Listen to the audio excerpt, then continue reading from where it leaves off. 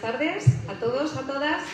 Bienvenidos a la segunda jornada de actividades de la 53ª Semana Cultural de la Fundación Cultural de Cercedilla. Tras el caluroso arranque que tuvimos ayer, donde el teatro y la comedia fueron los protagonistas, hoy vamos a dedicar este espacio de encuentro a la historia local, para rendir nuestro pequeño homenaje al tranvía, que recientemente, el pasado mes de julio, ha cumplido 100 años. De la mano de Iñaki López Martín, a quien tenemos aquí hoy, vamos a poder conocer cómo se llevó a cabo este hito y cuál ha sido su evolución y su impacto en la construcción del paisaje emocional de Cercedilla. La conferencia que vamos a poder escuchar forma parte también del ciclo de conferencias que inauguramos el pasado mes de marzo y que hemos llamado El papel habla.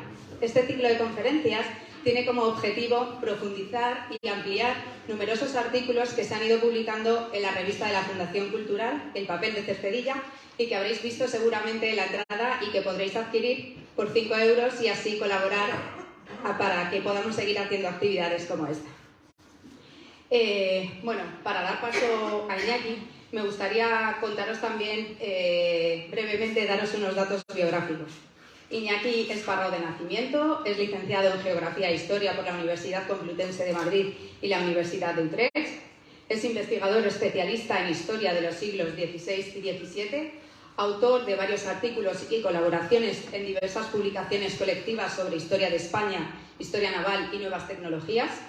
Ha formado parte de equipos de investigación internacionales y ha trabajado para distintas instituciones europeas. Actualmente trabaja en el Departamento de Comunicación de la Agencia Europea de Seguridad Marítima, con sede en Lisboa, ciudad en la que reside, pero a la que esperemos que deje pronto y la cambie por Cercedilla. Iñaki viene colaborando con la revista de la Fundación Cultural desde sus inicios, en el año 2018, y ha sido responsable de la sección dedicada a la historia, que tiene por nombre Cercedilla Inédita. En esta sección trata de sacar a la luz y de manera rigurosa una serie de documentos desconocidos hasta la fecha, que son sobre la historia, sobre las tradiciones, sobre la sociedad y los modos de vida de los habitantes de Cercedilla, desde la Edad Media hasta nuestros días. A través de sus textos, en la revista del papel de Cercedilla, hemos podido conocer, por ejemplo, los orígenes de Cercedilla, que están ocultos tras una errata, el misterio de la venta de Santa Catalina, o descubrir, por ejemplo, quién fue Emilio Herrera. Hoy, en su presentación, seguro que aprendemos mucho de los 100 años del tranvía. Gracias, Iñaki, por tu tiempo y bienvenido. Gracias.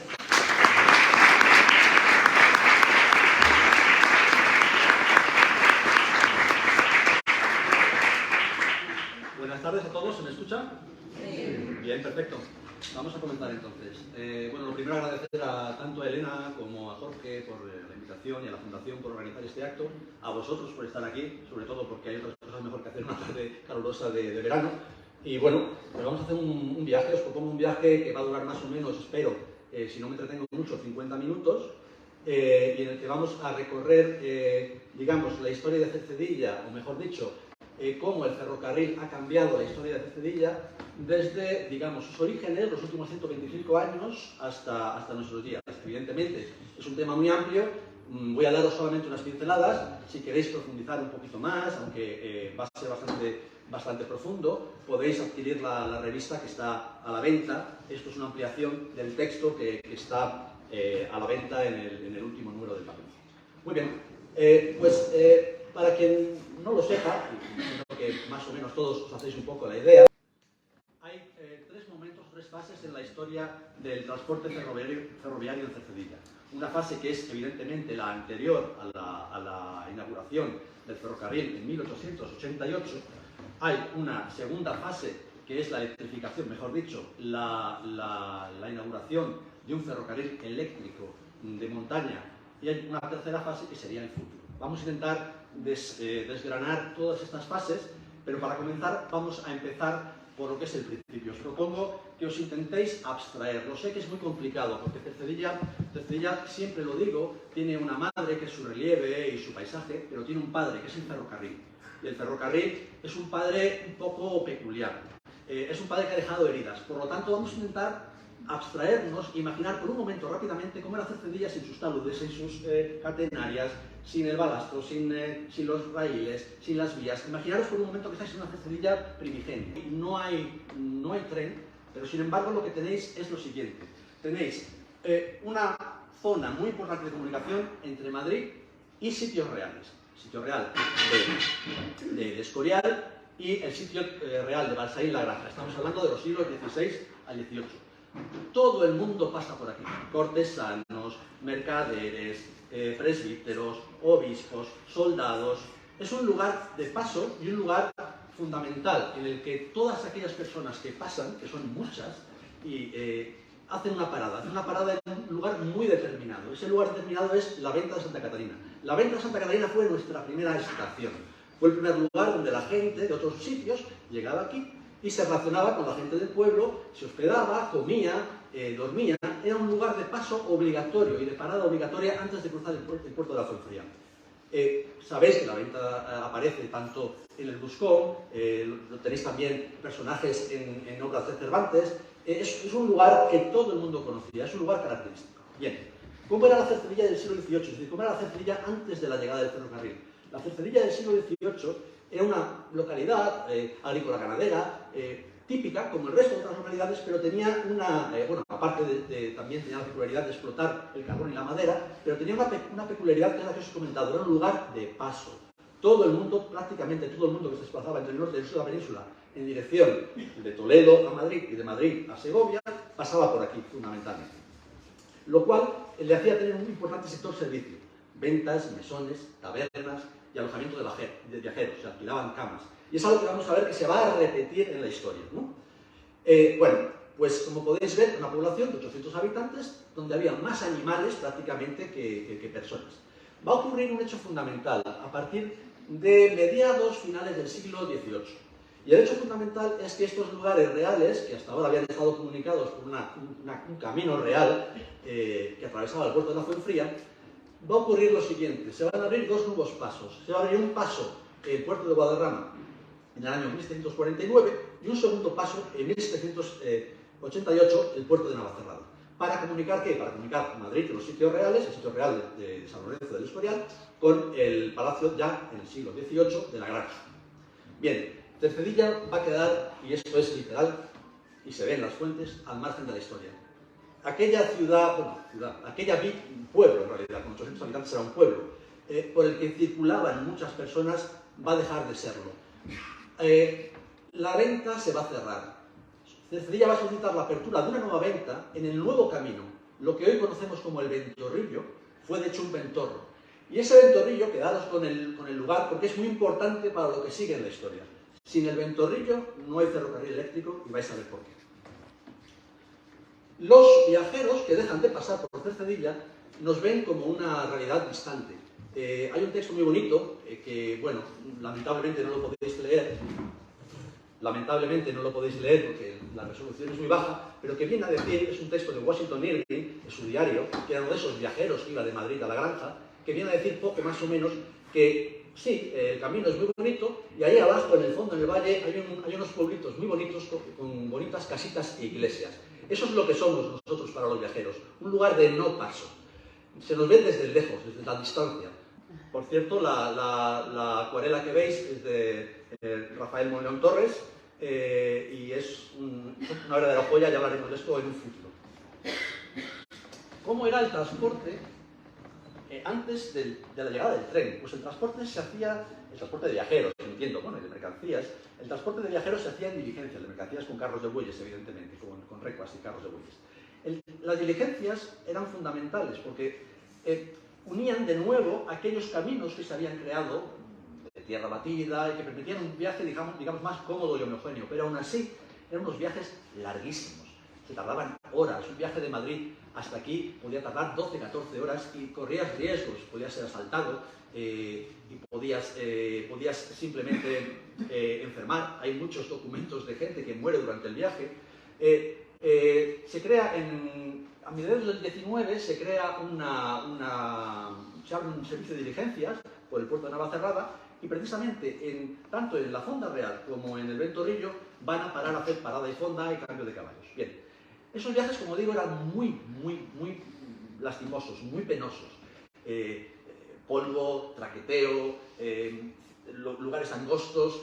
Los choferes de aquellas diligencias paraban y había aguadores. Por ejemplo, esta fotografía que veis aquí pequeñita, lo siento, son las aguadoras, las niñas y niños aguadores sirviendo a la diligencia Madrid-La Granja.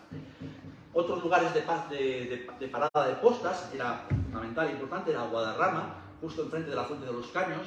Allí paraban las diligencias, pues evidentemente cuando hay una parada y hay una fonda, pues se alimentaban los viajeros, comían algo, se reposaban, porque los viajes, ya digo, eran muy lentos y muy incómodos.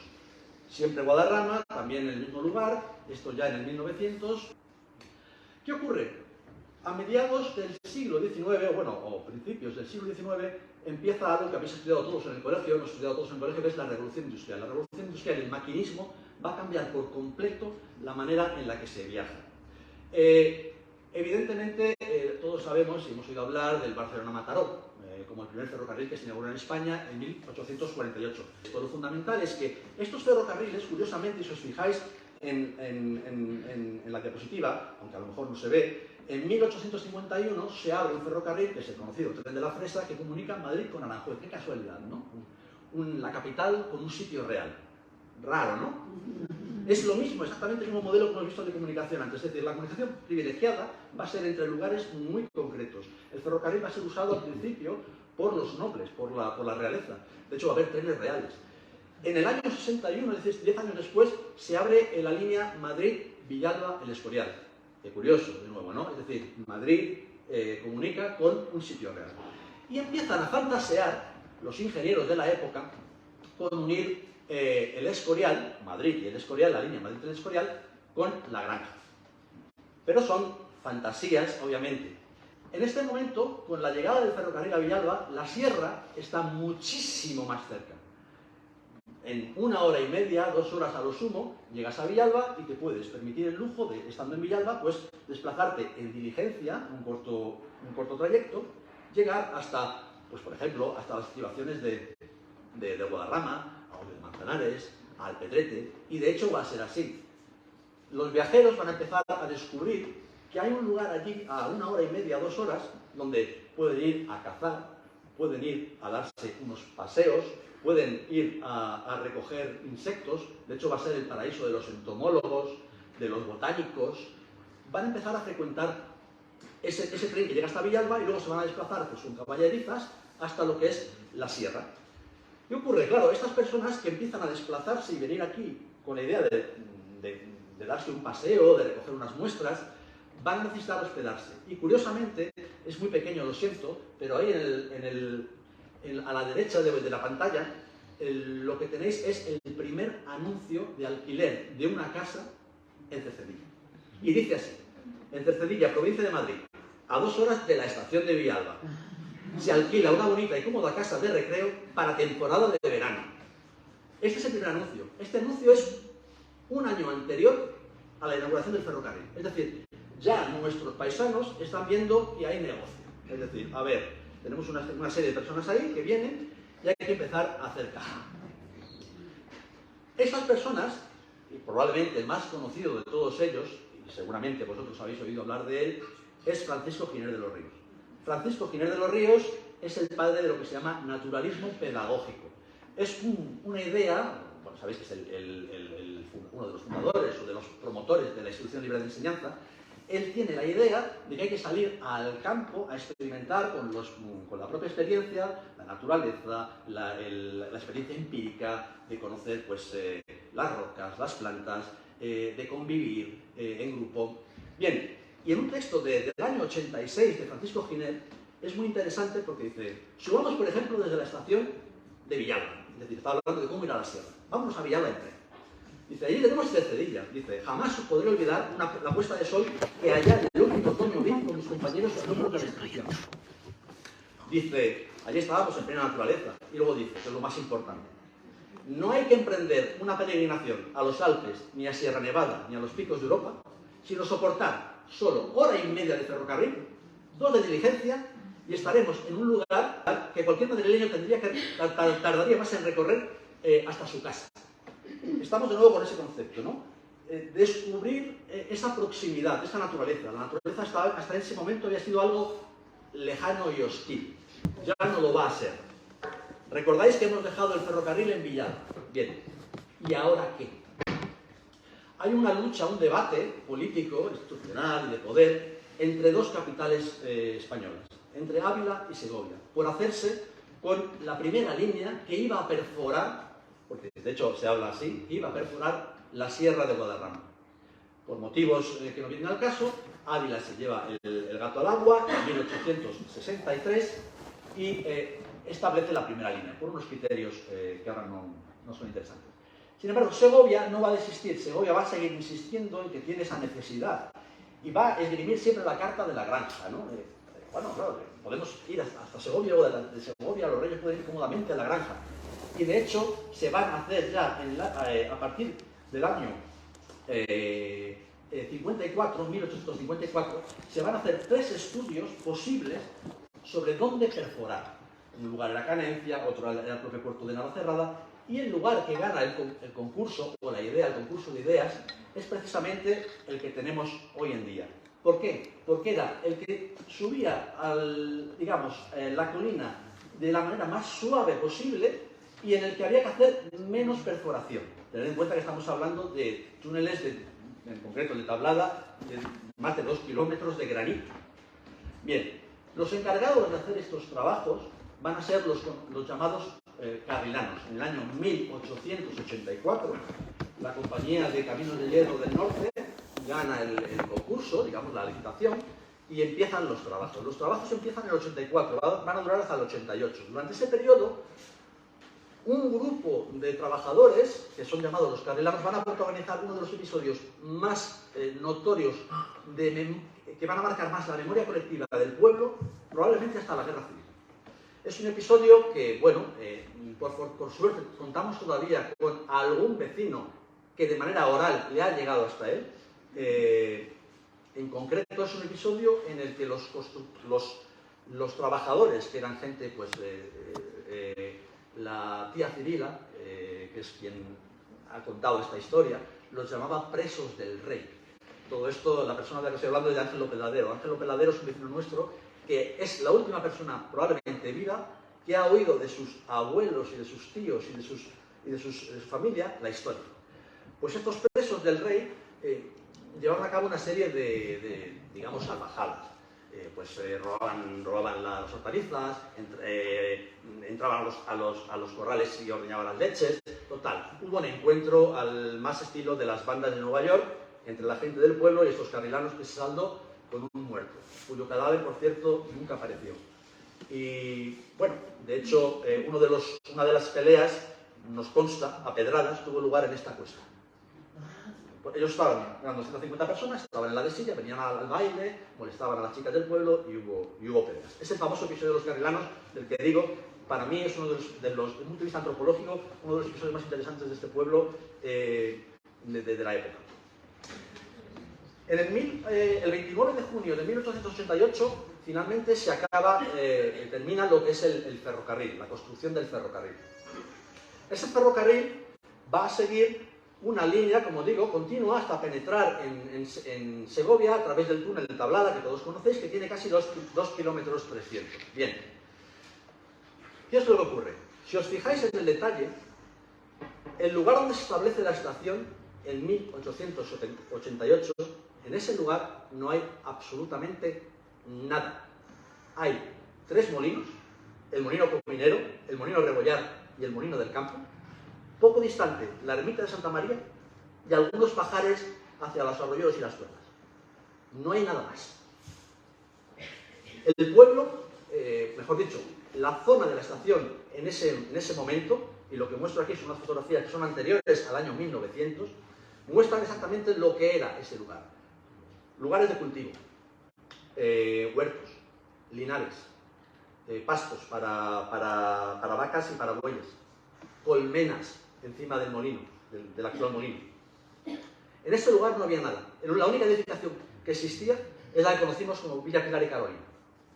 En ese lugar no había, es decir, la primera que se construyó fue la Villa Pilar y Carolina, que está justo encima del que es el puente, perdón, el puente del túnel. Esa es la única construcción que había. En tan solo 15 años, vamos a pasar de una situación en la que no había nada a lo que yo llamo el boom de la pequeña Suiza. La zona baja del pueblo, es decir, la estación, lo que luego se va a conocer como la colonia, y ahora lo veremos, en esa zona van a proliferar un montón de edificios, un montón de chalets, de hoteles, de torres, que van a ser construidos por gente del pueblo. Son tantos y es tanta la cantidad de trabajo que hay, que el pueblo va a empezar a reclamar gente para venir de fuera a trabajar. Van a venir, como Tomás sabe muy bien, canteros de Galicia, de León. Van a venir, evidentemente, personal, y ahora lo veremos, para trabajar en el servicio. Mucha gente va a empezar a llegar a Cercedilla. Claro, se va a formar una dicotomía. Va a existir una Cercedilla de arriba, que es lo que todo el mundo conoce como el pueblo, y una Cercedilla de abajo, que es lo que se llama, o en el pueblo lo conocemos como la colonia. El año pasado en una conferencia, Tomás, fue muy divertido, ¿verdad?, que había un veraneante que preguntó que qué era eso de la colonia, qué era eso de la colonia. Pues la colonia es el no pueblo, es decir, la parte baja del pueblo, al menos la primera colonia, luego hubo varias colonias, pero el concepto en Cercedilla de colonia es la estación, el inicial al menos. Va a haber un contraste brutal entre el pueblo y la colonia. En el pueblo dominan las casas bajas, de piedra, con corrales adosados, con leñeras, con tenaos, con pocigas, con gallineros. Eso es el pueblo. Las casas del pueblo eran así. Y de hecho las fotografías de los años 1900, 1901, 1912, es así como se ve el pueblo. Se ve que el pueblo está rodeado de zonas de cultivo. Todo lo que es el caserón van a ser huertos. Las casas van a tener las típicas parras para dar sombra a las mujeres cuando estén allí, pues cosiendo, o en cháchara, o trabajando en sus labores en casa. Es una sociedad, la de Cercedilla, que en su mayor parte está formada por, digamos, clases populares. Agricultores, evidentemente, ganaderos, sí, había gente más rica, menos rica, pero son clases populares. Ganaderos, agricultores y gabarreros, leñadores, es lo que hay. Y así eran nuestros antepasados, o al menos una parte de ellos.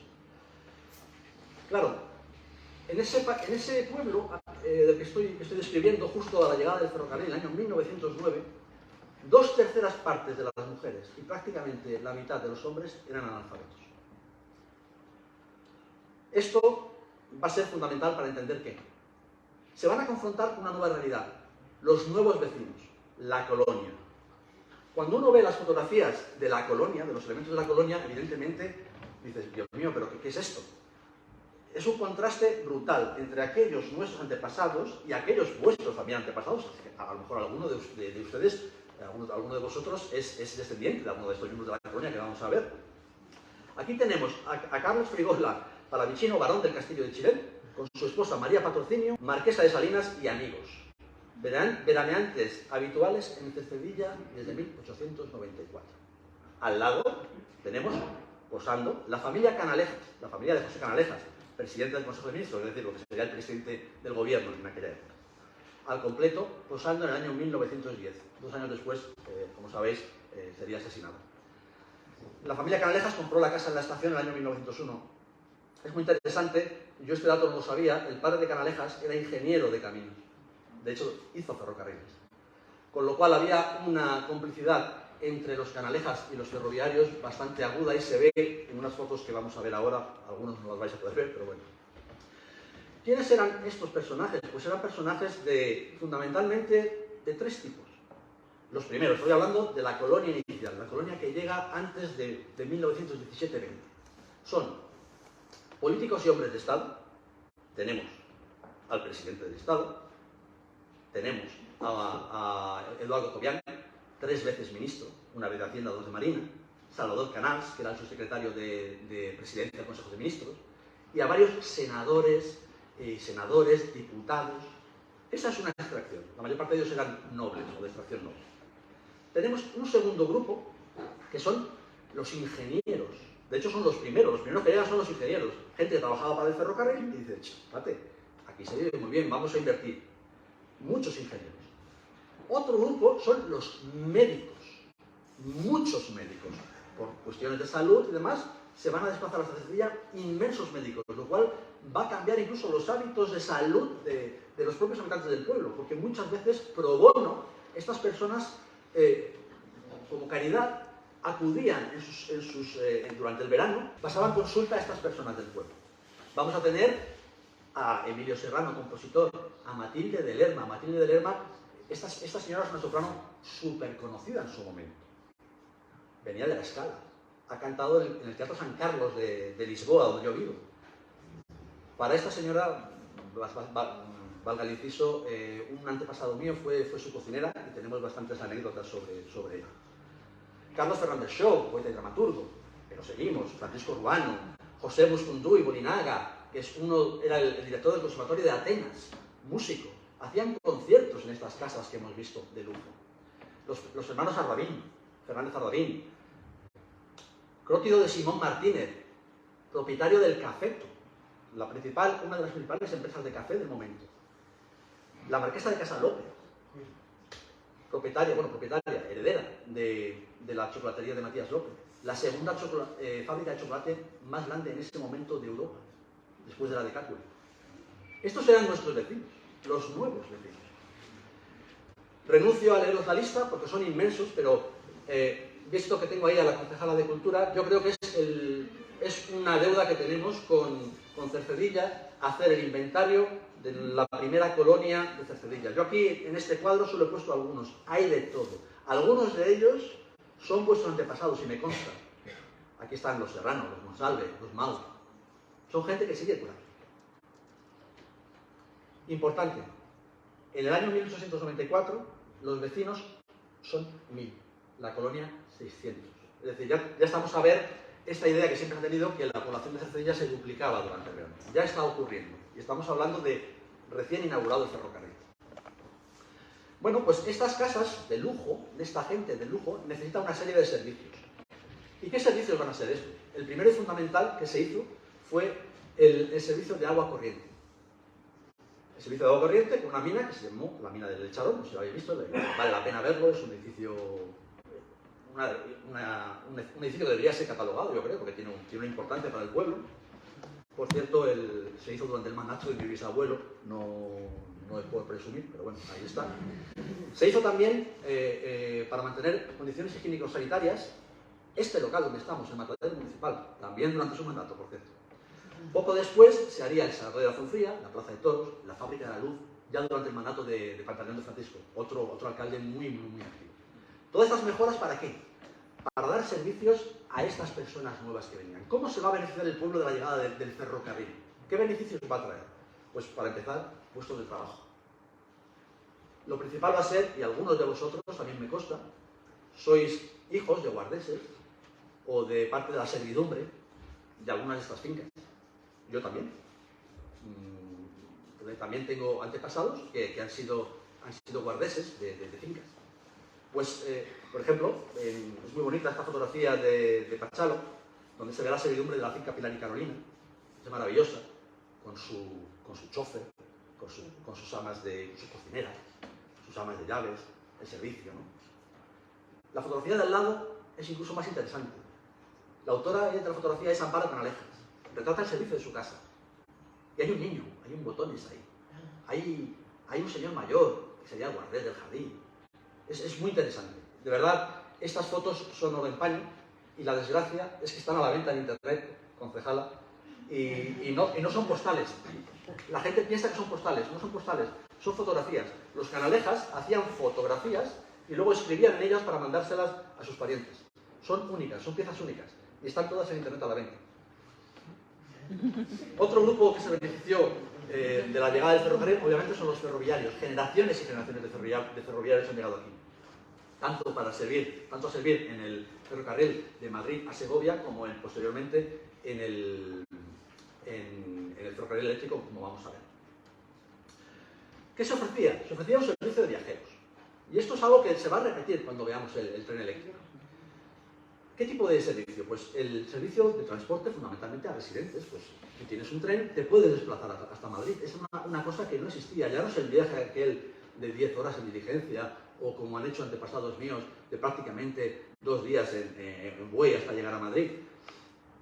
Tenía otro servicio muy habitual, al estar tan cerca, que lo que empezó a conocerse como el tren de los maridos. ¿Qué era el tren de los maridos? El tren de los maridos era prácticamente lo que hoy conocemos como los Rodríguez. Es decir, es gente que se iba a Madrid, se podía quedar allá para trabajar toda la semana, la parienta se quedaba aquí en su hotel y ellos volvían, a veces incluso el mismo día. Hay un billete ahí de tren que es muy curioso, para que hagáis un pequeño cálculo. Una ida y vuelta costaba 2,5 pesetas. Bueno, ya, pero no. El salario de una modista o de un mozo en esa época eran 65 pesetas al mes. El salario de un albañil eran 300 pesetas al mes. Es decir, es un servicio que empieza a democratizar, digamos, el transporte. Otro grupo de viajeros, las colonias escolares. La foto es preciosa. Son los niños del Ayuntamiento de Barcelona que llegan a las colonias escolares que estaban en lo que hoy es el Colegio de la Paloma y que entonces eran 3 chalets donde se hacían colonias de verano. Tanto colonias de verano como luego campamentos que iban a hacer los scouts, posteriormente, como sabéis, hay una tradición, luego han sido campamentos del Frente de Juventudes o de la OGE y luego ya en fase, digamos, democrática, organizados por el Ayuntamiento o por la Comunidad de Madrid. Mercancías, había un muelle de carga, ya no tenían que bajar en Buey la madera o el carbón hasta Madrid, podían cómodamente descargarlo en la estación. Eso va a ser un gran beneficio. Negocios de restauración. En torno a la estación se va a crear un núcleo de bares, de restaurantes, de cafeterías, que va a vivir de ese turista. Hoteles y residencias. Muchas de las personas que venían aquí venían para quedarse. Y hay multitud de ellos. Muchos de los chalets que veis en el Paseo Murube, hasta 4, son antiguos hoteles. Este es uno de ellos, el Alfonso XIII. Tenía incluso teatro, se hacían representaciones de teatro y de ópera en las tardes de verano con estos cantantes y estos artistas que hemos visto anteriormente. Y por supuesto, excursionistas y deportistas. Es decir, gente que venía a pasar el día. Era muy, muy habitual. Con la llegada de lo que se llamó la Semana Inglesa, no sé si lo sabéis, pero antes se trabajaba, bueno, quien no sea funcionario también trabaja hoy así. Antes se trabajaba de lunes a sábado, solamente libraban los domingos, pero empezó a ponerse de moda a principios de siglo lo que llamaban la Semana Inglesa. La gente libraba los sábados y los domingos. ¿Y qué es lo que hacía la gente? Pues se subía a hacer Cedilla, cogían el tren. Y es ahí donde nace, y esto lo he encontrado en prensa y es muy interesante, donde a esta gente un poco estrafalaria, extravagante, que venían con ropa técnica, ¿no?, de la época, empezaron a llamarlos morraleros, despectivamente, ¿no?, y tobilleros. Porque claro, para esta gente del pueblo, incluso para estos nobles que vivían entre nosotros, intelectuales, esta gente estrafalaria era gente rara. Y es de ahí donde nace, justo en este periodo, donde nace esa palabra que si sois de aquí, sabéis qué tipo de connotación tiene, la de morralero, y empieza a usarse en este preciso momento. No todos los morraleros, evidentemente, eran morraleros y ya está. Había algunos morraleros un poco más especiales. Y paralelamente a la llegada de estos nobles, y de estos intelectuales, y de estos ingenieros, y de estos médicos, ocurre un fenómeno muy curioso. A partir del año 1903, un grupo de amigos, casi todos ingenieros, y aquí es donde entra lo que os contaba antes sobre el Ventorrillo, deciden que hay una caseta allí de fomento, de carreteras, deciden restaurarla. Aquello no corre muy bien, son ingenieros, pero deben ser ingenieros, digamos, aprendices de ingenieros todavía, son chicos jóvenes. Remozan la casa, en invierno se les cae el techo. Entonces lo que hacen es, fundan un club, que es un club deportivo exclusivo de ellos 10, son casi todos ingenieros o acaban de terminar la facultad, año 1903, entre ellos están personajes que vamos a ver muy importantes. Deciden remozar aquellas casas, pero no tienen éxito. Y deciden contratar, construir un albergue mejor, donde, que el club crezca y tal, y rebautizan ese club como Club Alpino Español. Esas casas, esos nuevos edificios los van a hacer gente del pueblo y en concreto una persona que está aquí sentada, Tomás, un antepasado suyo y un antepasado mío van a ser los maestros de obra de esa obra. Y no se les cayó. A esto no se les cayó.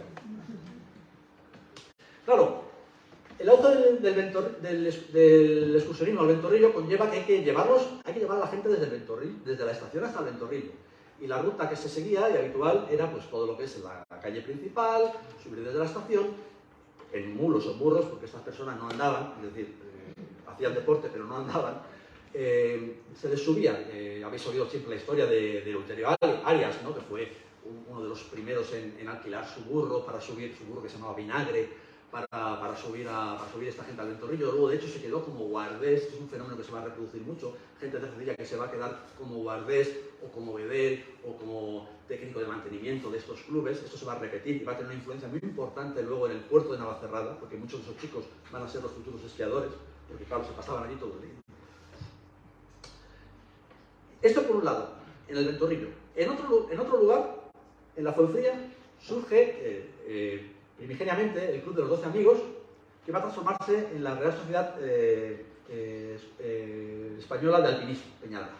Van a crear el chalet que habéis visto abandonado en los Corralillos, y lo mismo, van a ser un grupo que lo mismo, van a subir en burro hasta allí desde la estación. Estamos ante la popularización de Cercedilla como destino alpino. Los trenes a Cercedilla, curiosamente, las compañías no son tontas, y había 2 por 1. Es decir, los domingos los trenes a Cercedilla costaban menos que a Villalba o menos que a cualquier otro sitio. La idea era traer cuanto más gente mejor. De hecho, la estación prácticamente se colapsaba. Si observamos el flujo de viajeros, desde 1906 hasta 1916 es un crecimiento constante. La popularidad está garantizada. Cercedilla es un destino ya para estos excursionistas prácticamente durante toda la semana. Pero claro, estas personas que subían en burro hasta el Ventorrillo a practicar deporte, como digo, muchos de los socios del club alpino también eran ingenieros, eran abogados, pertenecían a la burguesía madrileña. El club creció tanto que llegó un momento en que a alguno de aquellos se le ocurrió que qué era esto de tener que subir por la carretera andando para patinar, que a lo mejor, no sé, subir tan elegante para subirte en un burro y luego tirarte por una cuesta y tal, que a lo mejor no era lo máximo, que ellos habían visto que en Suiza la gente hacía otras cosas, que en Francia hacían otras cosas, que ¿qué era esto? Que el deporte, estaban haciendo el deporte del esquí en paralelo a otros sitios y ellos lo habían visto, querían imitar aquello.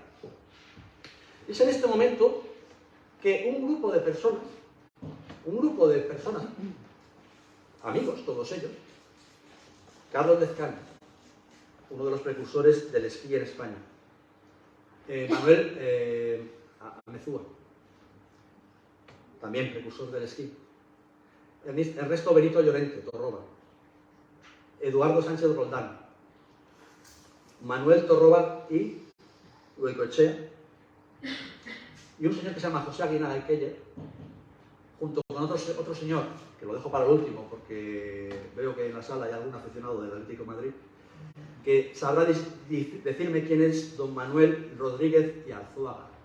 Pues esto es el plantel, ese es el plantel de socios del Club Alpino Español, son todos socios del Club Alpino Español que crean el Sindicato de Iniciativas del Guadarrama.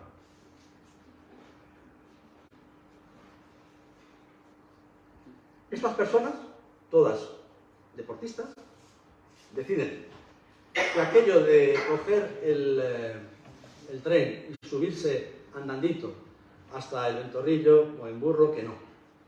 Pero van más allá. Su propuesta es ir más allá.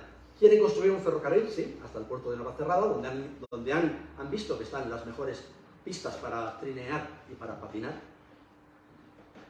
Pero se fijan también en un lugar, en el Paular, y deciden, bueno, pues vamos a hacer una propuesta que sea un ferrocarril que llegue hasta Navacerrada y que en un futuro llegue hasta el Paular, hasta el puerto de Cotos, para entendernos. Y una vez allí, podemos construir un teleférico hasta la laguna de Peñalada. Están pensando con mentalidad, digamos, muchos de ellos son empresarios e industriales, y otros son ingenieros.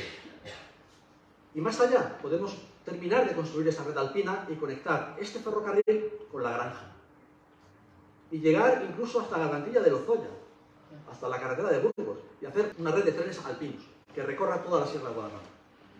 Esta es su idea. En paralelo, hay otros grupos de empresarios que tienen esas mismas ideas, incluso algunas sobre el papel más peregrinas. Hay incluso planes para construir un tranvía desde nuevos ministerios hasta Miraflores de la Sierra. Claro, estas personas cuando empiezan a hacer su proyecto, estamos en un contexto económico muy favorable. Es el año 17, en plena Primera Guerra Mundial. España es uno de los momentos, los historiadores de la economía lo saben, es uno de los momentos de mayor crecimiento económico en España. Es un momento de boom. Ellos lo ven todo muy sencillo, muy fácil. Además piensan, ya tenemos una infraestructura, la estación de Cercedilla, es decir, queremos crear un nudo ferroviario. Si lo pensáis bien, no hay tantas localidades del tamaño de Cercedilla que tengan un nudo ferroviario. Nosotros en Cercedilla tenemos un nudo ferroviario. Se juntan dos ferrocarriles de dos tipos distintos. Ellos pensaron, bueno, pues aprovechamos que ya existe uno para seguir haciendo. Se fijan en el auge del deporte de la nieve. Y dicen, esto tiene que traer gente. Esto va a rentabilizar. Claro, cuando se ponen a hacer números, resulta, no los veis, son muy pequeños, resulta que los costes son enormes. Son enormes. Estamos hablando de prácticamente el presupuesto original es de 1,5 millones, inmediatamente pasan a 1.800.000, pero se va a llegar a 3 millones de pesetas. Prácticamente el doble de lo planificado. Es muy caro construir. Claro, su objetivo principal, y de alguna manera fueron visionarios, porque su objetivo, y lo dan con cifras en una serie de informes internos que tienen, querían pasar de 25.000 visitantes al año a 300.000 al año. Madrid tenía 800.000 habitantes. Si echáis los números y sabéis cuántos visitantes tiene el actual Parque Nacional, pues es que la matemática es exactamente igual. Es el mismo porcentaje. Es decir, lo que ellos vieron es una entrada masiva de madrileños en la sierra. En esa operación carísima, en la que, bueno, simplemente el coste de desplanar los terrenos, de compra de material, pues comprarían material de primera calidad, luego ya veremos. Los costes de desplanar y el material móvil es lo más caro prácticamente. Si os fijáis ahí es muy pequeño, no se lee apenas. Tenían calculado en un presupuesto de 1,5 millones solo 15.000 pesetas para expropiaciones. Y esto luego vamos a ver porque tiene mucho que ver con la situación actual que tenemos. Es decir, ellos habían calculado al contrario de lo que se hacía en otros lugares, porque no eran los únicos que estaban construyendo ferrocarriles. Cuando un empresario construía un ferrocarril, lo que hacía era comprar el terreno, y luego con los terrenos colindantes. Y luego con la explotación de este terreno, rentabilizaba o no el ferrocarril. Aquí no. Aquí fueron más agudos. Digamos que usaron una maniobra financiera. Dijeron, bueno, pues vamos a intentar que eso lo veremos ahora, las reales órdenes famosas, vamos a intentar que se nos den régimen de concesión. Pero ya llegaremos. En el año 19 se da la concesión e inmediatamente se escritura la sociedad anónima. Se pasa de ser un sindicato de iniciativas, que es más o menos un think tank, como se llaman ahora, a ser una cosa ya registrada en notario y ya que tiene un registro, digamos, el registro mercantil, que tiene un registro legal. Y esto ocurre ya el 20 de marzo del 19, es decir, es inmediato. Ellos lo tenían ya todo pensado. Claro, y aquí es a donde vamos. Como he comentado, en lugar de hacer una compra de terrenos, lo que hacen es una solicitud por un plazo, una concesión administrativa por un plazo de tiempo que, según marcaba la ley del momento y que es la que rige actualmente, es 99 años. Se hacen 3 reales órdenes. Una para, y ahí está el conflicto que tenemos hoy en día, es que son muchas voces y muchos niveles legales. Se hacen 3 concesiones. Una para la construcción del ferrocarril, de noviembre del 19, otra para la construcción de lo que se conoce como las colonias de Camorritos y Puerto de Navacerrada, del 17 de abril del 20, y la tercera, que es del 27 de julio del 21, es la que trae más, la que tiene más miga. Porque en ella prácticamente se autoriza a construir casas, viviendas, sanatorios, edificaciones de todo tipo y sobre todo, y esto es fundamental, la cesión a terceras personas. Pero claro, en régimen de concesión. Claro, como he contado, la sociedad se da cuenta inmediatamente de que tiene que ampliar capital. Piensan que ampliando capital en bolsa, con una serie de acciones, pues va a ser suficiente. Y de hecho, pues bueno, tiene su éxito, que haya ampliación de capital, hasta los 3 millones de pesetas que necesitaban para operar la línea. En el Consejo de Administración está Ramón de Aguinaga, que es el padre de José de Aguinaga, también ingeniero de caminos. Está Luis Sagrera y está Juan Manuel Torroba.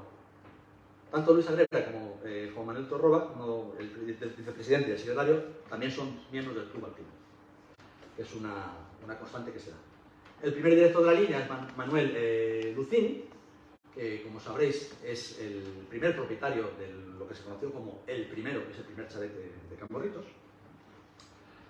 Y bueno, pues poco antes, ya con las obras empezadas, porque las obras empezarían en octubre del 19, con las obras empezadas, la Sociedad Anónima de Ferrocarril Eléctrico de Guadarrama pues va a hacer un consejo con sus socios y va a distribuir pues una memoria donde queda claro y patente qué es lo que quieren hacer. Bueno, tienen el material, ya saben el material que quieren, material de primera calidad, lo van a comprar en Suiza, los famosos trenes suizos, por eso en la primera slide había una bandera de Suiza. Quieren comprar material de primera calidad, del caro, y de hecho fue tan bueno y tan caro que duró operativo, aunque remozado, más de 70 años. Esto es una cosa increíble. Sobre la energía eléctrica tienen varias alternativas, quieren obtenerla de la compañía eléctrica que había en el pueblo, pero no se puede, quieren hacer una presa, pero tampoco se puede porque los terrenos son muy friables y el agua se va, pero luego van a encontrar una solución muy novedosa. Ya se habla de la prolongación a cotos como una cuestión necesaria. ¿Necesaria por qué? Porque también habían comprado terrenos en la zona del Paulat para rentabilizar la inversión. Por eso ven la prolongación a cotos como necesaria. Y ven la inauguración como prevista en el año 22. Y claro, esto, bueno, es un conjunto de ideas, bien, pero la clave está en el tema de la urbanización de los terrenos. De hecho, en la memoria se presenta con una foto de Camporritos sin nada construido, y en la memoria se lee: hemos adquirido en condiciones favorables, por trato directo con sus antiguos propietarios, y nos han sido cedidos por el Estado, terrenos de los que atraviesa nuestro ferrocarril. Todo lo cual nos proponemos urbanizar, dotándola de todos los servicios necesarios, de agua, alcantarillado, luz eléctrica, etc., a fin de promover la construcción de viviendas que por su traspaso o alquiler proporcionen a la sociedad un saneado ingreso y aumenten la importancia del ferrocarril.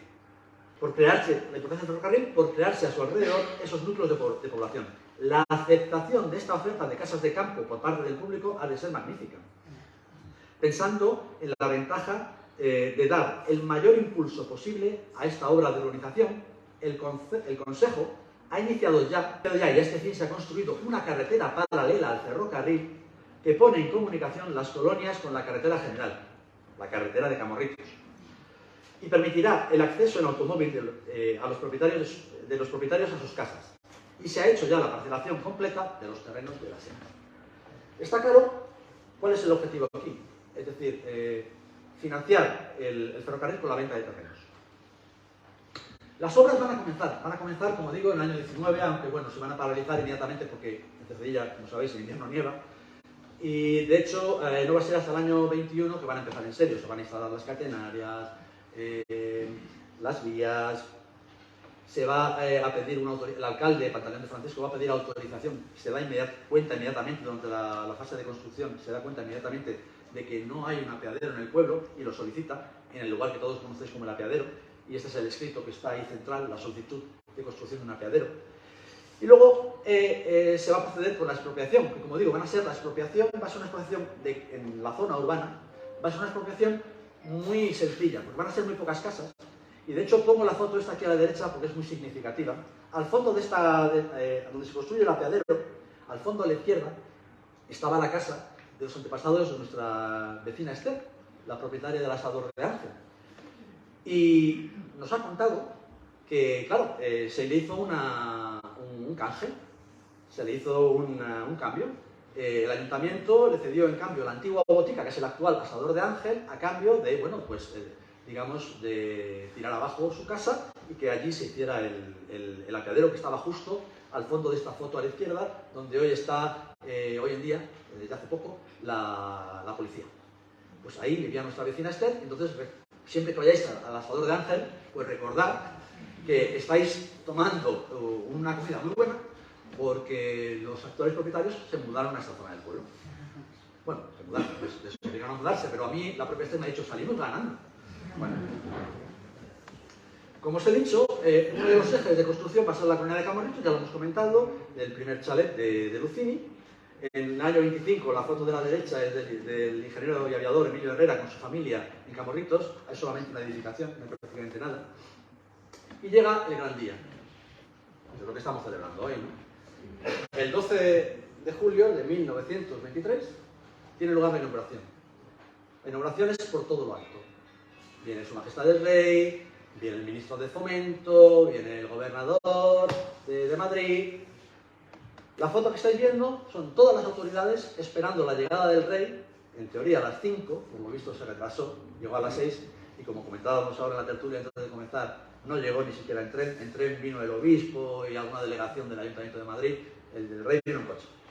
El rey vino en coche, y en la cuesta de la estación le estaban esperando, como digo, todas las autoridades, y entre ellos destacaba José de Aguinaga y Keller, el ingeniero de la línea, el factotum, de hecho, el que diseñó la línea, y nuestro querido Pantaleón de Francisco.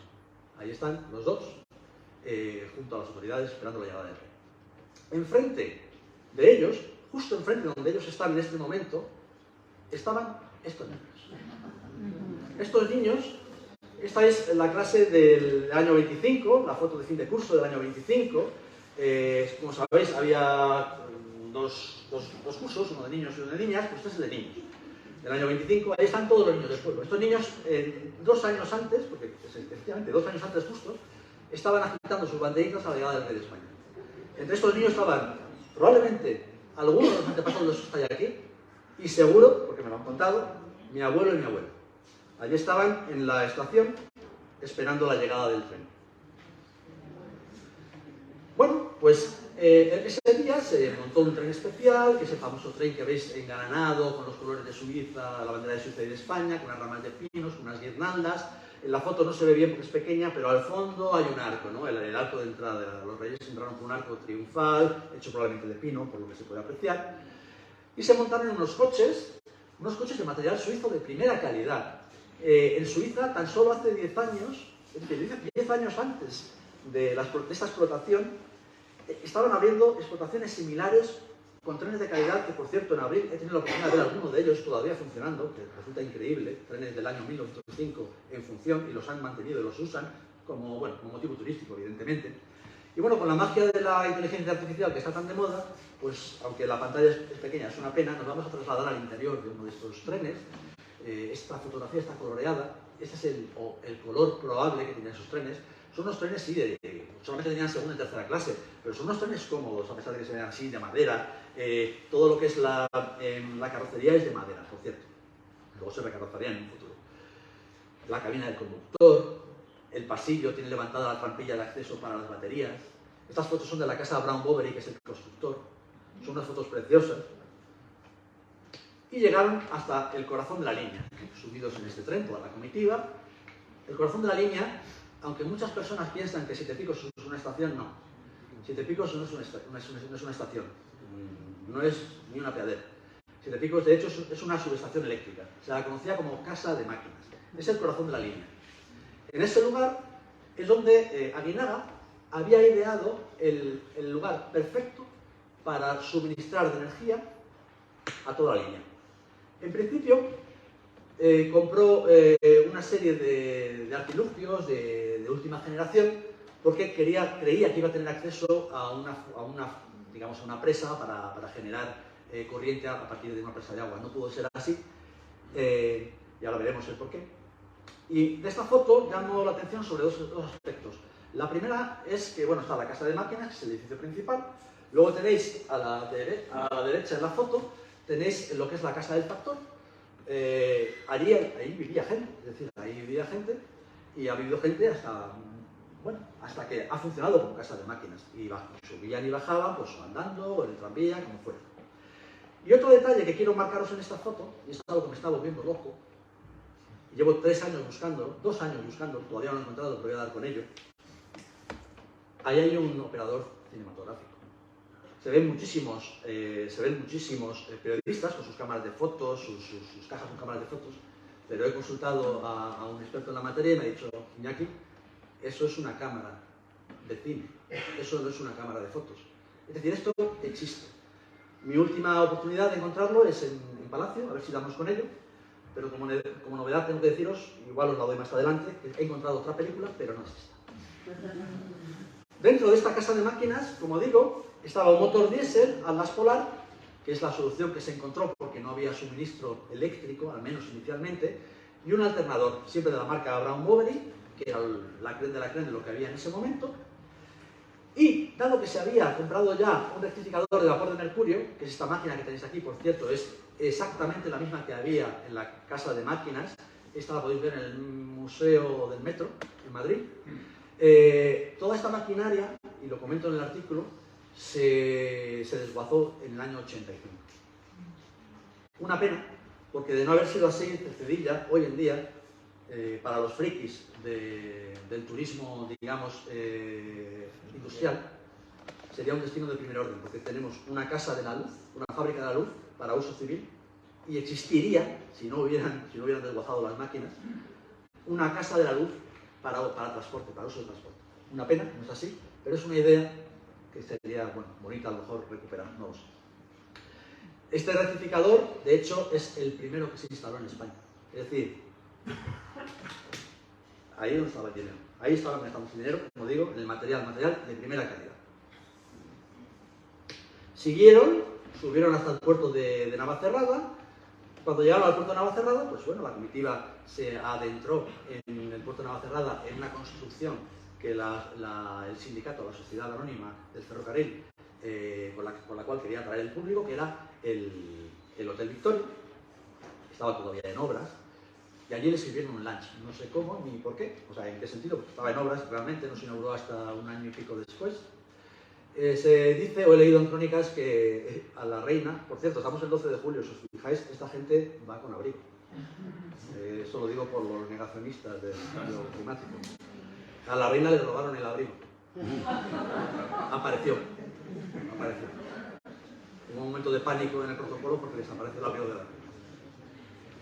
Este hotel, el Real Hotel Victoria, que tiene una historia bastante desdichada, hoy es en día una residencia militar, como sabéis, pero bueno, pues ofrecía en teoría confort para aquellos viajeros.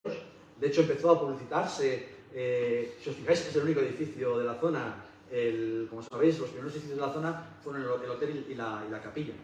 Se empieza a publicitar en prensa, se publican los horarios, porque el día de la inauguración, ese mismo, 2 días después, empezó el servicio ya para el público, con unos horarios que tenéis ahí, y había horario combinado, hacían precios combinados con el otro ferrocarril, hubo un acuerdo, digamos, institucional para que el billete sirviera para los dos. Y bueno, se publicitaba como un destino pues, de solar, de asueto, de diversión, con unos horarios muy pequeños, lo siento, con unos horarios increíbles, porque ahí están las conexiones. Esta gente que viajaba en tren, muchos de ellos, sí, paraban en Cercedilla porque tenían casa, pero también tenían casa en San Sebastián, en Santander, en Biarritz.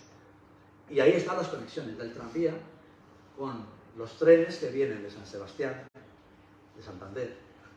Es decir, se concibe como un hotel de lujo.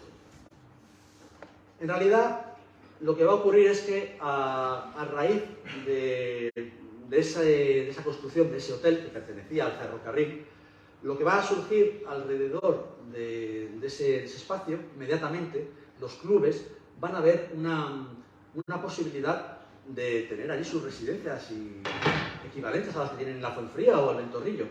Y el primero de ellos va a ser lo que se conoce como el Chalet Peñalara. Aquí lo tenéis en una fotografía, es del año, la fotografía es del 29, la inauguración creo que fue en el 27. En esta están construyendo la carretera para el acceso con coches. Hasta este momento no se accedía en coche, desde la estación tenías que cargar con los esquís y para arriba. Y la foto de la derecha, que también es muy sugestiva, es pues una pila de esquís literalmente apilados en la puerta del chalet, donde los socios pues, se desplazaban allí pues, a practicar, evidentemente, esquí. La estación, como la conocemos hoy en día, no existía, pues iban allí, pasaban el fin de semana. Este chalet lo construyó el Chalet Peñalara con una idea. Sabéis que el Camino Smith comunica este chalet con el Chalet Peñalara. Y esa fue la idea, de unir los dos chalets a través de un camino por el cual los excursionistas pudieran desplazarse. Bueno, estamos en los años 20, el tren está recién inaugurado La fotografía de la izquierda es del 24 al 27 y eso está ya petado. Ahí ya están señores esquiadores en los años 20, el tren es un éxito, empieza a funcionar muy bien, la sociedad está haciendo caja, funciona la operación inmobiliaria porque ha empezado a vender los chalets, los hoteles, los terrenos en Camorritos, y funciona lo que es el servicio de tren. La sociedad está muy contenta. Llega un momento en que, bueno, pues en el año, sabéis, en el año 36 tiene lugar la guerra civil, no se interrumpe el servicio, pero evidentemente sufre, evidentemente no hay servicio de pasajeros. En el año 36 el tren se usa exclusivamente para transportar niños a Camorritos, a la escuela que se monta en el chalet del doctor Lafora. Los niños del pueblo van allí al colegio, porque anteriormente habían tenido clases precisamente en casa de Carmen, que está aquí presente. La primera escuela era lo que hoy conocemos como lote rural Los Castaños. Y van a pasar a Camorritos porque los obuses pues, son una amenaza para la escuela que está en Los Castaños porque hay demasiado cerca de la estación. Se usa para eso y para transportar a los elementos del batallón alpino hasta el Hotel Victoria, que se va a usar como acantonamiento, como cuartel.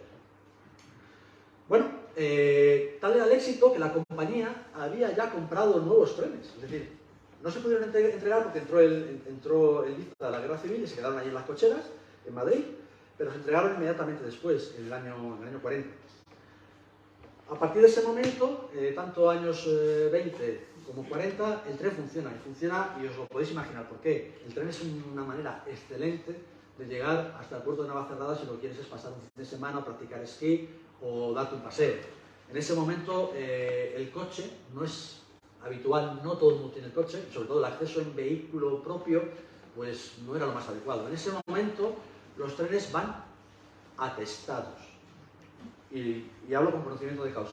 La película que os quería comentar y que tengo la autorización por parte tanto del productor, estamos preparando un documental sobre el tranvía, como por parte de la familia de decíroslo, es una película de 1932 en la que se ve un tren abarrotado que llega a Cercedilla y 500 personas a la carrera se tiran en marcha para subirse al eléctrico. Empujo con todo el equipo. Es divertidísimo. Os narro la escena sigue filmando en primera persona el recorrido del tranvía, se ve la subida hasta la casa, hasta el primer paso a nivel, se ve la casa de Salvador del Tel, ahí se corta, y luego lo que se ve ya son escenas de esquí en el puerto del año 32 con gente esquiando y la mayoría de ellas son mujeres. Es una cosa que es muy llamativo. Yo creo que el Museo del Esquí, y de nuevo miro a la concejala de Cultura, tenemos la palabra de la familia de que no hay problema para eventualmente donar esto una vez que se pueda hacer el documental y que sea público, donarlo al museo. Bueno, el tren en la nieve continúa, y continúa por el motivo que os he dicho, años 60, incluso primeros años 70. Mis recuerdos, yo he crecido enfrente de la vía, y mis recuerdos los fines de semana es de ver el tren abarrotado. Pero abarrotado. El tren no solamente se usaba para subir esquiadores, evidentemente, como había ocurrido en la estación, en el puerto de Navacerrada, que era otro núcleo muy parecido a la estación del puerto de Navacerrada, había surgido un núcleo parecido. Había empezado a surgir el qué? Pues Casa Ochoa, Calendarios, Pasadoiro. Había empezado a surgir una serie de servicios que se iban a dar a esos esquiadores. Algunos, en Cercedilla, incluso en mi familia, se alquilaban casas y se alquilaban habitaciones por el exceso de gente que venía. Se quedaban a pernoctar y luego cogían el tranvía en el apeadero del pueblo y se subían por la mañana. Los trenes iban abarrotados. Estamos siempre hablando de, evidentemente, antes del cambio climático y del éxito del automóvil. El puerto de Navacerrada se transforma, pasa de ser un lugar donde solamente hay una estación y una pequeña capilla, y posteriormente lo que es el chalet Peñalara, empiezan a surgir una serie de servicios que os he comentado, y llegamos pues hasta el momento actual, sobre todo a partir de los años 70, digamos que es cuando, digamos, se hacen algunas barbaridades arquitectónicas. El caso es que se pasa de una atención, barbaridades arquitectónicas, pero que han dado de comer a muchos de nuestros vecinos. Atención, ¿eh? Esto no lo toméis como una ofensa. Como decía antes, en todas estas residencias, en todos estos servicios, la mayor parte de los guardeses, cocineros, van a ser los padres de esos chicos que luego van a empezar a esquiar y que van a dar esas medallas al pueblo. No hay que olvidarse nunca de eso. Bueno, pues surgen hasta 3 decenas de edificaciones, 30, 35 decenas en el puerto, que son las actuales, algunas en mejor, otras en peor estado de conservación, pero es cierto que el puerto de Navacerrada, es innegable, ha sufrido un declive para aquellos que lo hemos conocido, digamos, en otras épocas. Como reitero, como dije en la otra estación, se va a hacer un servicio de transporte de residentes, se va a utilizar como tranvía. Mi primer trabajo remunerado, de hecho, fue, y el de algunos de los presentes, que además hemos compartido mañanas en el tren, para nosotros mi primer trabajo remunerado va a ser en el puerto de Navacerrada, como el de muchos de los chavales que éramos aquí en el pueblo. Y utilizábamos el tranvía como nuestro metro particular. Por la mañana nos juntábamos, íbamos de cháchara a la media hora del trayecto y luego cada uno a su trabajo. Y a la vuelta pues igual, y a veces pues se retrasaba o se rompía o... Bueno, era un poco aleatorio y al final acabábamos viniendo en coche. También servicios de restauración y suministro, no hay que olvidar nunca esto, porque el tren se utilizó para transporte de materiales por restaurantes en momentos de dificultad, porque la carretera podía estar cerrada, pero había que suministrar pues, de productos a estos restaurantes, estas ventas, estas residencias. Y por supuesto como para usos excursionista y deportista. También se ha llegado a usar, no sé si lo sabéis, como en momentos de incendios, pues como acceso rápido para equipos de bomberos. Es una manera muy rápida para llegar, por ejemplo, al hueco de Siete Picos. Hay aquí una cronología, pero no os la voy a leer. Bueno, lo más importante de esta cronología es fundamentalmente que terminada la Guerra Civil, como sabéis, se crea los ferrocarriles, se nacionalizan, y dentro de esta nacionalización, pues esta nacionalización engloba el ferrocarril eléctrico. Se va a producir de una manera no efectiva al principio y al final se va a sancionar con una venta, es decir, la sociedad vende, creo que por 4 millones de pesetas, el ferrocarril, los socios del ferrocarril venden el ferrocarril a Renfe por 4 millones de pesetas en el año, si no me equivoco, 54. En el 55 se construye el primer telesilla de Guarramilla, como sabéis, y podéis imaginaros, pues lo que os he contado, tren de la nieve. Van a empezar con posterioridad ya en el 59 las obras a Cotos, la ampliación que tanto soñada por los socios primigenios, pero se va a emprender ya bajo control de Renfe. Se abre ese tramo con un material nuevo, que son los famosos navales. Los que tengáis más edad, yo no los he conocido. Yo he conocido los primeros, los suizos, pero los navales no los he conocido. Circularon entre el 64 y el 67, hubo que retirarlos porque daban muchos problemas técnicos y eran bastante peligrosos, no frenaban, fundamentalmente. En el 67 se compró la famosa Rolva, la quitanieves, que los que vivimos al lado de la vía en las noches de invierno con nevada gorda sabemos lo que es decir, es un ruido que nos levanta a todos, pero que es muy bonito de ver, ¿no? Tú dices, bueno, pues lo que siempre se ha dicho en el pueblo, ¿no? En mi casa se decía siempre, vamos a tomar el termómetro a cómo está la situación arriba, y no nos referíamos al tiempo, era la situación económica, es decir, si veíamos que el tren iba con muchos viajeros, decíamos, bueno, pues hoy se come, ¿sabes? Hoy van a comer. Bueno, en el 68 un incendio destruye el Hotel Real Victoria, antes de cuando había sido convertido a cuartel de mandos de montaña, después se convertiría en residencia militar. Y bueno, se remozan los trenes, hay mejoras en la línea, llegan los nuevos trenes, de los que habéis conocido, los rojos estos, los que se llaman como 442, se los conoce técnicamente, que han estado funcionando hasta hoy. Y si queréis ver un tren recarrozado original, es decir, los buggies y todo lo que es el motor original, bueno, original, hay bastantes piezas cambiadas, es el famoso tren de la naturaleza, que está en la estación, si queréis ver lo que era la estructura de uno de los originales. Y bueno, pues tenemos 2013, declaración del Parque Nacional, parte del trazado discurre sobre la línea, como sabéis. 2019, final de las concesiones administrativas, que ahí estamos. Y 2023, la presentación del proyecto de remodelación, que no sé si lo habéis leído, está ya las notas públicas de prensa de Renfe están ahí, y de mejora general de la línea, que es interesante leerlo y a ver si se cumple. Para concluir, solamente unas notas curiosas. Es la quinta línea electrificada de España, la primera de alta montaña. Como siempre comentamos con Paco, no es un funicular, aunque los lechuguinos, como dice Paco, es decir, los veraneantes lo llamaban funicular. En Cercedilla siempre se ha llamado tranvía, y de hecho tampoco es un tranvía, es un ferrocarril convencional de ancho métrico, es decir, es un tren.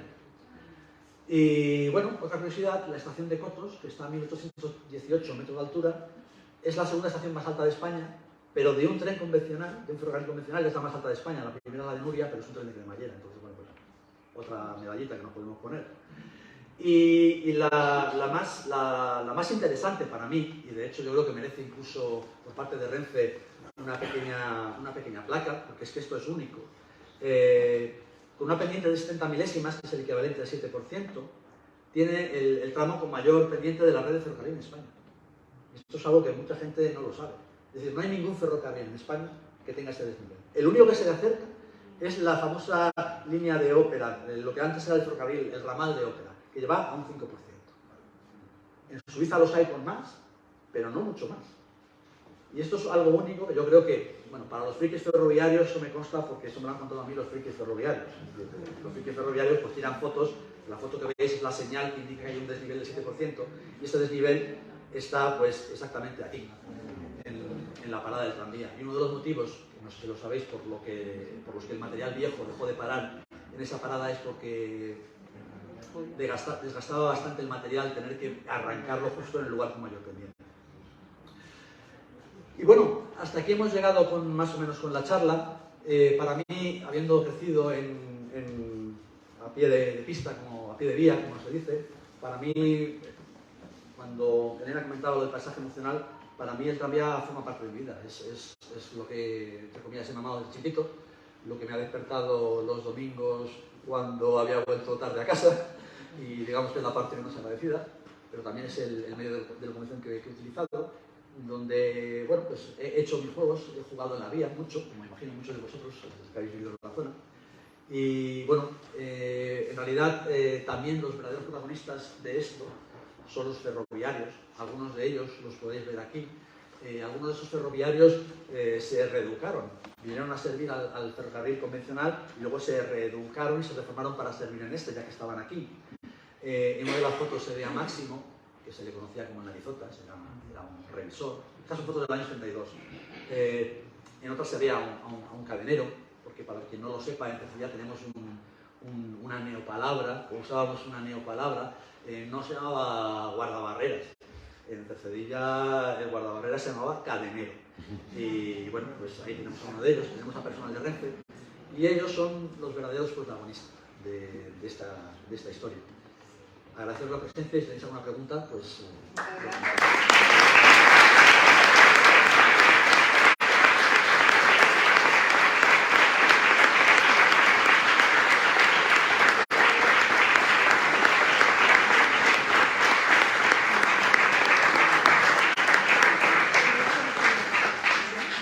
Muchas gracias, Iñaki. Efectivamente, creo que todos los que estamos aquí compartimos ese paisaje emocional.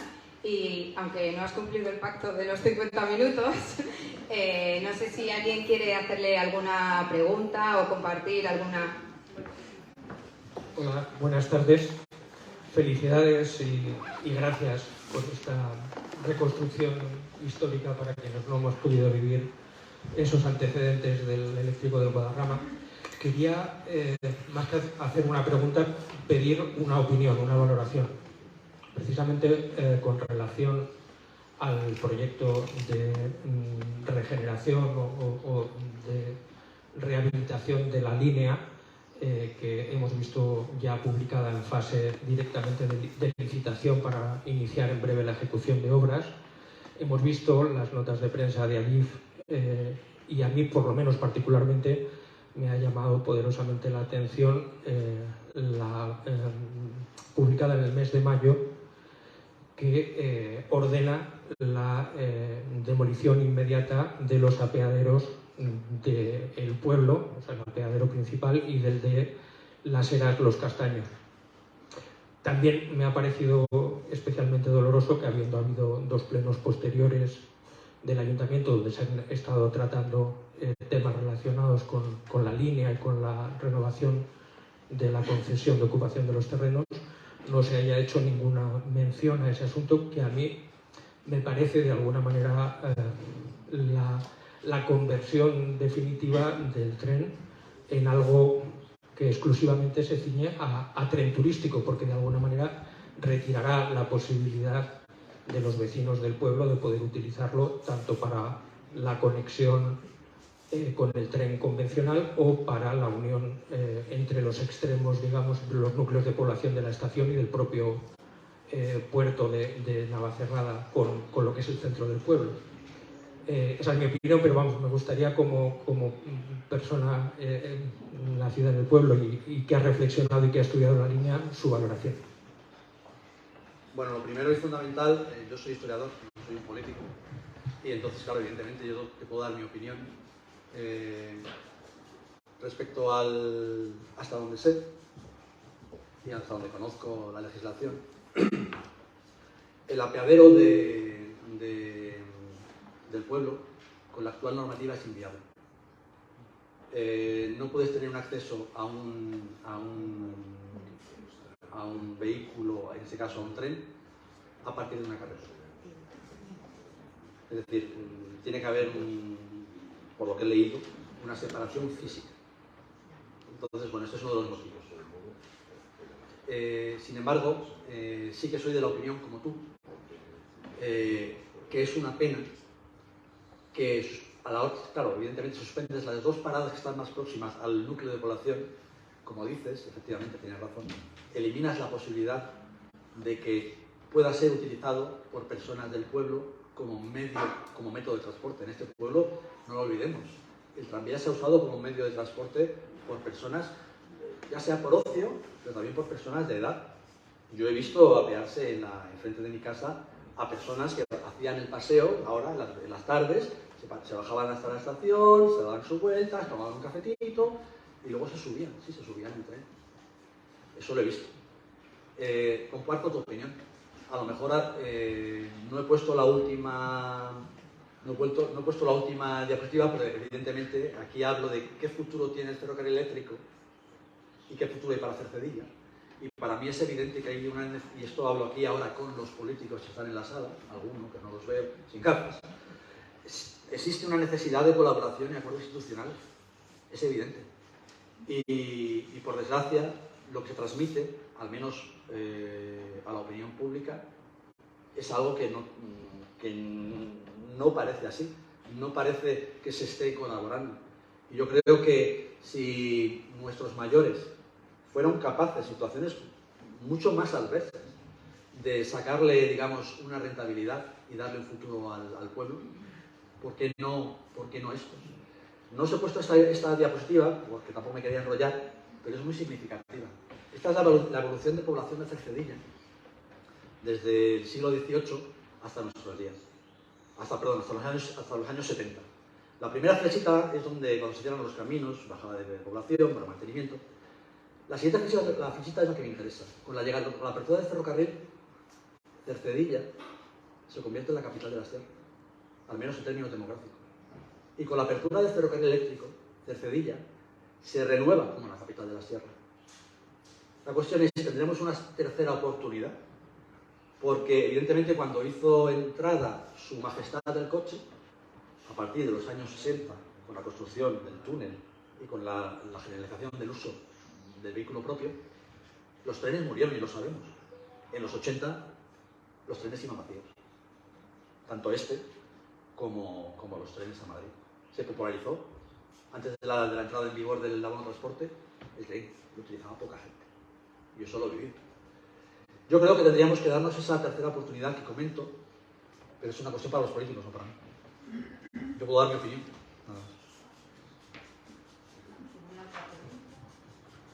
¿Alguien más quiere hacer alguna pregunta a Iñaki hoy que le tenemos aquí? Pues sin más, Iñaki, muchísimas gracias de parte de la Fundación Cultural.